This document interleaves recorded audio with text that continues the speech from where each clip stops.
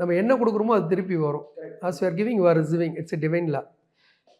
இப்போ விஷ்ணு வந்து சொல்கிறாரு, இவங்க ஓடுற குதிரையிலே ஒரு குதிரை தனியாக ஓடுது, அதை நோக்கி தான் எல்லா பார்வையும் படுது அப்படின்னும்போது, திடீர்னு ஜாக்லின் வந்துட்டு காலை உடச்சிடுவேன் அப்படின்றாங்க.